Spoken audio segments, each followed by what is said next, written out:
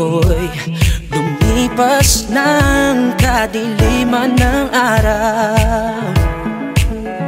Dahan-dahan pang gumigising at ngayon'y babawi na. Muntik na nasanay ako sa aking pag-iisa,